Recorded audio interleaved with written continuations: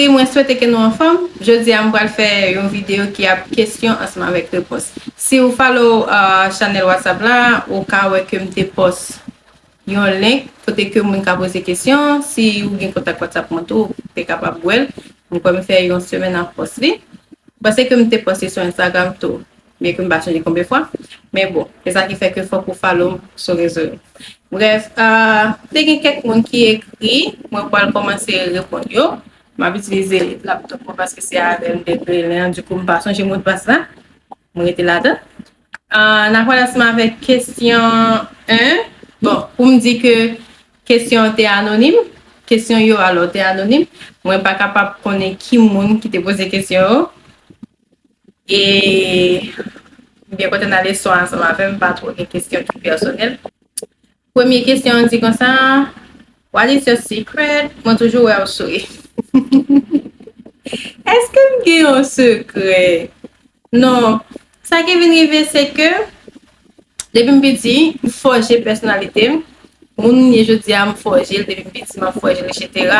Donc ça me fait que moi me sourire et puis dans l'entourage moi tout, mes cousins yo, frères yo, nous vague, nous aimer rire, nous pas de problème mettre sur compte. Donc parce que c'est ça qui fait toujours sourire et puis sourire c'est force moi. N'importe situation sourire parce que c'est l'ingé comme force et puis pas m'écrire tout pour mon barre faiblesse. Donc c'est ça qui fait toujours sourire.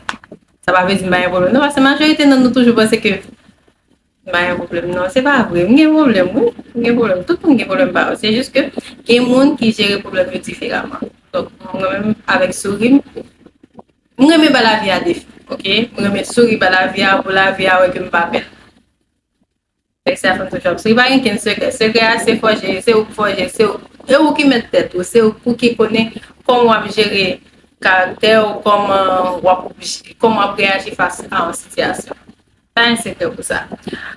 Deuxième question, on dit comme ça. What is like being Haitian in Taiwan? Bon, cool. On a dit vraiment cool. It's okay. So far, so good. Et puis, moi que Taïwan, c'est un pays que, bien que, étant que Haïtien, nous habitués ensemble avec ce business, parce que Haïtien plus qu'à vivre en Amérique là, que en Asie. Parce que les gens qui ont des gens réservés, on va dire comme ça. Ça veut dire que parfois, il y a quelques acquisitions à faire, mais, ouais, je n'ai pas ça. Bon, selon moi-même. Donc, ça veut dire que, pour aimer payer pour sécurité, il est vraiment safe. Mais si vous aimez faire business, c'est pas un côté que vous pouvez vraiment développer. Mais si vous finissez l'argent, vous pouvez payer. Vous comprenez? Ça fait ça good. On sortit bien moi-même pour nature, moi-même pour tranquillité, tout ça. Since I've known you, you've always been single. Is something wrong with you or are you just stupid? Pour qu'on y a, distance est mieux de monde parce que là toujours comme ça que pas que mon capone rien de vie privée ou bien capone les single si ou proche peut-être mais c'est pas un bail que moi me poser ou bien c'est pas un bail que moi me parler de relation parce que l'aime qui est ensemble avec mon et c'est moi que mon qui connaît ben vie après pour me gagner compte pour monde si mon n'a pas ensemble avec mon encore mal dans raconter vie privée etc. Et pour qui Taïwan je me suis expliqué là que son côté m'aimé et puis j'ai une opportunité à tout me saisir donc c'est ça que me fait Taïwan et vraiment quand là sans lui j'ai même besoin de la wifi et ben m'viens de la Taïwan mais pas gain là Haïti m'a réfléchi à moyen me plus temps m'a réfléchi à moyen mon moyen pour un homme qui t'a bien responsable là pour moi et ça fait pas Haïti mais m'viens de la Taïwan. Une fois que je know monde qui a bien de gérer business dans Haïti, je vais mettre le Haïti. Je vais continuer sur Haïti.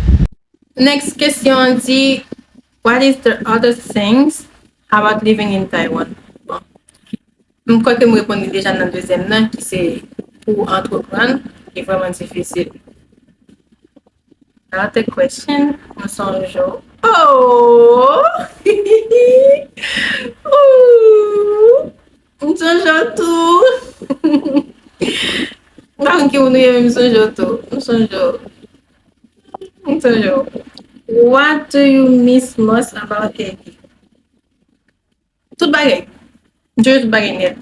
Ou te met konen peyi ou pa bon. Otomatikman mette piye ou sou sol la. Ou bon liberté. Ou konten pou son chaj ki soti sou tou. Mwen sonje tout bagay. Tout bagay net. Mwen sonje lanme yo. Mwen sonje... Bon. Mwen sonje banan. Mwen kon jem manje yon banan frite pou vin la, non? Mwen kwen lem rive a isi kwen se man manje son plat banan frite. Mwen se mwen men banan, mwen men vivan pil. Next. What's something most people don't know about you? Ki pa gen kazi? Ke mwen kon gen problem tou. Même si mwen men sou mwen kon gen problem. Ki sa ki motive ou a avanse le la vi a vreman difisil pou mwen? E la vi a vreman difisil pou mwen, sa ki motive mwen a avanse. Pauvreté, pa gen l'ajan. Mwen pa gen l'ajan. Parce l'ajan e tout sa mwen. E pi, sem yo, avek fem yo, mwen vi pou nepot sa ou bezwen ke m la pou yo. Ke m ka repon la bezwen ekonomikman. Dok sa motive m avanse. E pi, pou m de bay maman yo, merite tout bagay. Sa motive m to. Ki pi go regrem gen? Pi go regrem gen, se ke m pat viv, manke profite de jeunesse mwen. Te dwe soti pi souvan, gen se de bagay te suppose, ki pat exagere, donc te suppose fè pou eksperyans. Gen fason pale ou gen bagay ke m konen, se a traver de sa lot moun fè, e pi makon de problem yo, e pi makon de sa me te suppose, e kek ba me te suppose fè, m de manke viv la vi. M de manke ben problem, te to moun. Sa son moun de sam toujap te. What's your red flag? Like red flag. Please gen red flag nan friendship. Donc, ou direct, ou jen menaje ou anseman mèm loke pote. Basi, parfois, pa vraiment reflechi anseman pti yo. Debou di mne otomatikon di mè nan pa fè rezerv pou mèm si. Apre sa, nan relasyon, se moun toujou pi bon moun nan. Moun bon moun yo va jem kritike mwen, yo va jem di msa mwen ti defo, mwen di defo. Se moun di balan pe, mwen va di defo. Mwen pa konen. Mwen sa son red flag wè se mba jem. Mwen konen sa mwen fè. Ba jem fè. Mwen ba jem fè. Ki pi gori me yo ti sou, ki pa verite di tou. Pi gori me yo di sou, mwen pa verite di tou. Yo di m lesbienne. Mwen pa lesbienne. Mwen pa lesbienne. Bon, si m te garçon, m tap gay. Telman mwen e garçon. A zi m pa lesbienne. M pa wè manseman vek yon fi. Mwen a yi vajen. Donc, mwen wèm di tou. Manseman vek yon fi. M pa lesbienne.